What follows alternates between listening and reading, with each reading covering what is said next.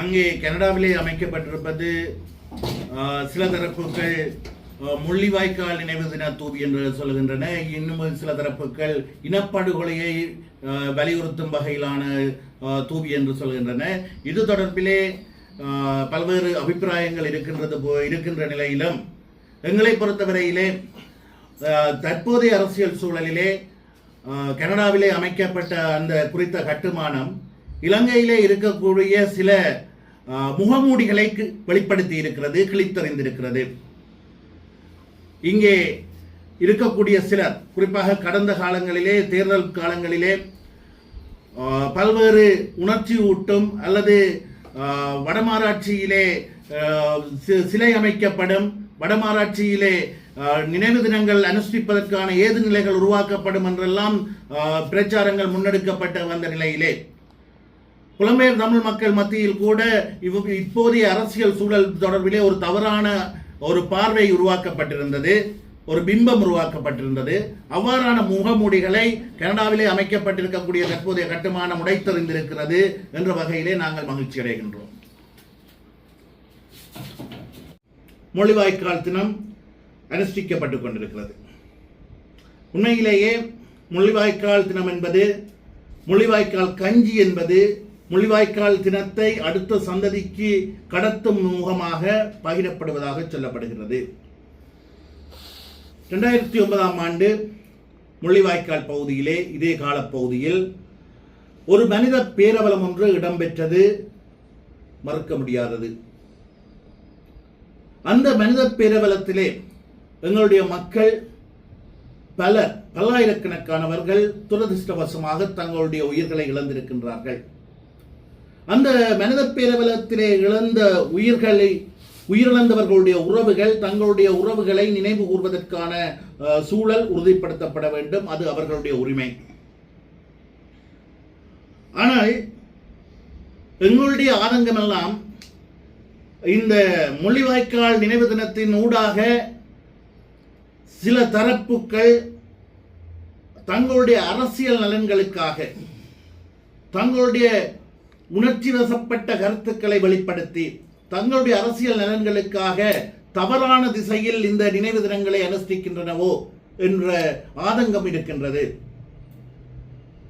முள்ளிவாய்க்கால் தினத்தை அனுஷ்டிப்பதனூடாக, அதனை கடத்துவதனூடாக எதிர்காலத்திற்கு அது எவ்வாறான செய்தியை சொல்ல வேண்டும், அந்த முள்ளிவாய்க்கால் அவலம் நடந்ததற்கு காரணம் என்னென்ன காரணங்களினால் அவை அந்த அவலத்தில் இடம்பெற்றது, நாங்கள் எங்களுடைய மக்களின் பல்லாயிரக்கணக்கான உயிர்களை இழந்திருக்கின்றோம், அவற்றை தடுப்பதற்கான எவ்வாறான சந்தர்ப்பங்களை நாங்கள் கண்டுகொள்ளாமல் அல்லது கவலையினமாக தவறவிட்டிருக்கின்றோம் என்பவையெல்லாம் அவதானிக்கப்பட்டு, என்பவையெல்லாம் விமர்சன ரீதியாக அலசி ஆராயப்பட்டு எங்களுடைய கடந்த காலம் தொடர்பிலே எதிர்கால சந்ததிக்கு எடுத்துச் செல்லப்பட வேண்டும். அவ்வாறு செல்லுகின்ற போதுதான் எதிர்காலத்தில் எங்களுடைய மக்களுடைய இருப்பையும் கௌரவமான எதிர்காலத்தையும் நாங்கள் உறுதிப்படுத்திக் கொள்ள முடியும். அவ்வாறு எங்களுடைய மக்களுடைய கௌரவமான எதிர்காலத்திற்கு வலி சேர்க்கும் வகையில் இவ்வாறான முள்ளிவாய்க்கால் தினம் போன்ற நிகழ்வுகள் முன்னெடுக்கப்படுமாக இருந்தால், அந்த அவ்வாறான நிகழ்வுகளுக்கு ஈழமக்கள் ஜனநாயக கட்சி மக்களுக்கான பூரணமான தார்மீக ஆதரவை வெளிப்படுத்தும். அவ்வாறான விடயங்களை நாங்கள் ஆதரிப்போம். மாறாக முள்ளிவாய்க்கால் தினத்தின் பெயரால் சில தரப்புகள் தங்களுடைய அரசியல் இருப்புக்கான ஒரு சந்தர்ப்பமாக இவற்றை பயன்படுத்துமாக இருந்தால், அது எங்களுடைய மக்களுடைய எதிர்காலத்திற்கு ஒரு கௌரவமான இருப்பிற்கு அச்சுறுத்தல்களை ஏற்படுத்தும் அபாயம் இருக்கின்றது என்பதை புரிந்து கொள்ள வேண்டும். நன்றி. தொடர்பான உங்களுக்கு இருக்கிற விமர்சனங்கள், முள்ளிவாய்க்கால் தினம் இப்படி அனுஷ்டிக்கப்படக்கூடாதுன்னு சொல்லி ஒரு விமர்சன பூர்வமாக அது அப்படி இருக்கிற விமர்சனங்கள் இப்பொழுது இருக்கக்கூடிய இந்த நினைவேந்தல் முறை மேலும் உங்களுக்கு இருக்கிற விமர்சனம் இல்லை, சில தரப்புகள் அதனை தங்களுடைய அரசியல் தரப்புக்கான நியாயப்படுத்தலாகவும் மக்களை உணர்ச்சி வசப்படுத்தும் வகையிலும் மக்களுக்கு உணர்வுகளை ஊட்டும் வகையிலும் அவ்வாறான சந்தர்ப்பங்களை பயன்படுத்துகின்றதோ என்ற ஆதங்கம் எங்களுக்கு இருக்கின்றது. அவ்வாறு இல்லாமல் விமர்சன பார்வையிலே அவற்றை எதிர்காலத்திற்கு கடத்துவது ஆரோக்கியமானதாக இருக்கும் என்பதுதான் எங்களுடைய பிறகு இப்ப உள்ளாட்சி சபை தேர்தலுக்கு பிறகு பேச்சுவார்த்தைகள் இடம்பெற்றுக் கொண்டிருக்கின்றது. ஏற்கனவே உங்களிடம் உத்தியோக பெற்ற முறையில் யாரும் பேசிக் கொண்டிருக்கிறார்கள் உத்தியோகபூர்வமாக பேசுவது. இப்பொழுது அதனுடைய நிலை என்ன? அதே நிலைதான் தொடர்ந்து கொண்டிருக்கிறது.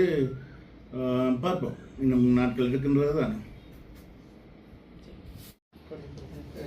வடமாகாணத்தில் குறிப்பாக வடமாகாண சபை இயங்கிக் கொண்டிருந்த காலப்பகுதியில் முள்ளிவாய்க்கால் நினைவு மண்டபத்தை நிறுவுவதாகவும் பின்னர் ராஜாங்க அமைச்சர்களும் முள்ளிவாய்க்கால் நினைவு மண்டபம் நினைவு தூவிகளை அமைப்பதாகவும் கூறி வந்திருந்தார்கள். இந்த நிலையில் அது எதுவுமே இலங்கையில் சாத்தியப்படாத நிலையில் கனடாவில் ஒரு முள்ளிவாய்க்கால் நினைவு தூவிகள் அமைக்கப்பட்டிருக்கிறது. அதற்கு இலங்கையில் கடும் எதிர்ப்புகளும் கிளம்பி வருகின்றது. குறிப்பாக மஹிந்த ராஜபக்ச குடும்பத்தினரிலிருந்தும் அரசாங்கத்தினரிலிருந்தும் கடும் எதிர்ப்புகள் கிளம்பி வருகிறது. இதை ஈழ மக்களுக்கு என்ன கட்சியை பார்ப்பார்கள்? அங்கே கனடாவிலே அமைக்கப்பட்டிருப்பது சில தரப்புகள் முள்ளிவாய்க்கால் நினைவு தின தூவி என்று சொல்கின்றன. இன்னும் சில தரப்புகள் இனப்படுகொலையை வலியுறுத்தும் வகையிலான தூவி என்று சொல்கின்றன. இது தொடர்பிலே பல்வேறு அபிப்பிராயங்கள் இருக்கின்ற நிலையிலும் எங்களை பொறுத்தவரையிலே தற்போதைய அரசியல் சூழலிலே கனடாவிலே அமைக்கப்பட்ட அந்த குறித்த கட்டுமானம் இலங்கையிலே இருக்கக்கூடிய சில முகமூடிகளை வெளிப்படுத்தி இருக்கிறது, கிழித்தறிந்திருக்கிறது. இங்கே இருக்கக்கூடிய சிலர் குறிப்பாக கடந்த காலங்களிலே தேர்தல் காலங்களிலே பல்வேறு உணர்ச்சி ஊட்டும் அல்லது வடமாராட்சியிலே சிலை அமைக்கப்படும், வடமாராட்சியிலே நினைவு தினங்கள் அனுஷ்டிப்பதற்கான ஏது நிலைகள் உருவாக்கப்படும் என்றெல்லாம் பிரச்சாரங்கள் முன்னெடுக்கப்பட்ட வந்த நிலையிலே புலம்பெயர் தமிழ் மக்கள் மத்தியில் கூட இப்போதைய அரசியல் சூழல் தொடர்பிலே ஒரு தவறான ஒரு பார்வை உருவாக்கப்பட்டிருந்தது, ஒரு பிம்பம் உருவாக்கப்பட்டிருந்தது. அவ்வாறான முகமூடிகளை கனடாவிலே அமைக்கப்பட்டிருக்கக்கூடிய தற்போதைய கட்டுமானம் உடைத்தறிந்திருக்கிறது என்ற வகையிலே நாங்கள் மகிழ்ச்சி அடைகின்றோம். அனைவருக்கும் வணக்கம்.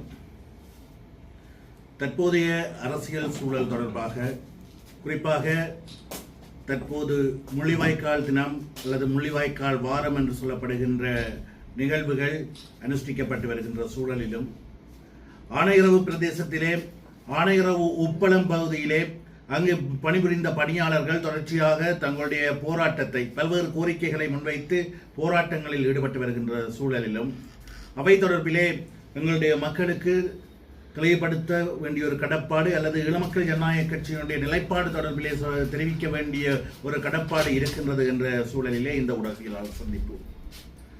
முதலிலே ஆனையிறவு உப்பளம் தொடர்பிலே எமது பார்வையை செலுத்துவோமாக இருந்தால் 2010 ஆண்டு அதாவது 2009 ஆண்டு யுத்தம் முடிவடைந்த பின்னர் பாரம்பரிய கைத்தொழில் அமைச்சராக 2010 ஆண்டு இடம்பெற்ற நாடாளுமன்ற தேர்தலை தொடர்ந்து பொறுப்பேற்றுக் கொண்ட எங்களுடைய செயலாளர் நாயகம் தோழர் டக்ளஸ் தேவானந்தா அவர்கள் ஆனையிறவு உப்பளத்தை மீண்டும் செயற்படுத்துவதற்கான வேலை திட்டங்களை ஆரம்பித்திருந்தார். அந்த காலப்பகுதியிலே ஆனையிறவு உப்பள பகுதியைச் சூழ பல்லாயிரக்கணக்கான மிதிவெடிகள் கன்னிவெடிகள் புதைக்கப்பட்டிருந்த நிலையில் முதற்கட்டமாக அவற்றை அகற்றி அந்த பிரதேசத்தை ஒரு பாதுகாப்பான சூழலாக பாதுகாப்பான பிரதேசமாக மாற்றியமைக்க வேண்டிய தேவைப்பாடு இருந்தது.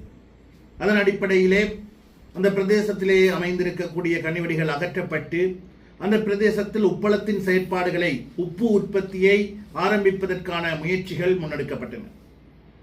அதன் ஒரு கட்டமாக ஆரம்ப பணிகளுக்கு தேவையான 100 மில்லியன் ரூபாய் எங்களுடைய செயலாளர் நாயகம் தோழர் டக்ளஸ் தேவானந்தா அவர்களுடைய முயற்சியின் காரணமாக அப்போது முன்னெடுக்கப்பட்ட வடக்கின் வசந்தத்தினூடாக ஒதுக்கீடு செய்யப்பட்டு ஆரம்ப கட்ட பணிகள் ஆரம்பிக்கப்பட்டு அவை கட்டங்கட்டமாக முன்னகர்த்தப்பட்டு வந்த நிலையிலே ஆட்சி மாற்றம் ஒன்று 2015 ஆண்டு இடம்பெற்றது.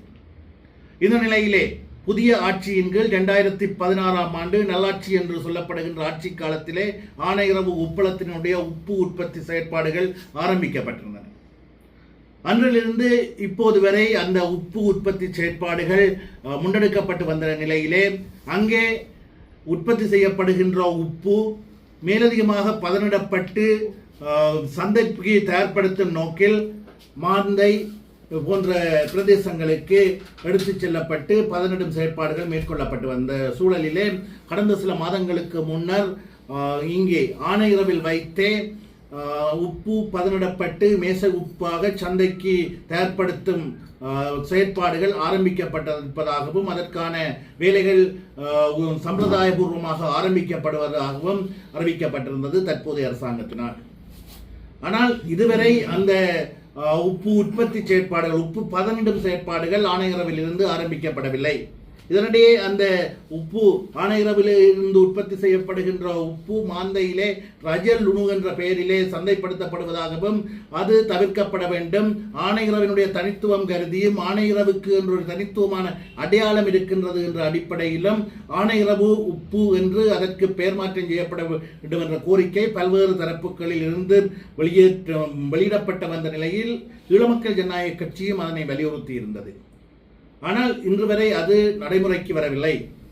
உப்பு எலிபன் பாஸ் என்ற பெயர் பலகையோடு அல்லது எலிபன் பாஸ் என்ற பெயரோடு பேக்கெட்டுகள் தயாரிக்கப்பட்டிருப்பதாக சில முகப்புத்தகங்களில் செய்திகள் வெளியிடப்பட்ட போதிலும் இன்னும் அங்கே உப்பு உற்பத்தி உப்பு பதனிடும் செயற்பாடு மேற்கொள்ளப்படவில்லை என்றும் அங்கே உப்பு பதனிடும் செயற்பாட்டிற்காக இந்தியாவிலிருந்து எடுத்து வரப்பட்ட இயந்திரங்களிலே கோளாறு ஏற்பட்டிருப்பதாகவும் அவற்றை திருத்தி அமைப்பதற்கான உபகரணங்கள் இந்தியாவிலிருந்து எடுத்து வரப்பட இருப்பதாகவும் சொல்லப்படுகிறது.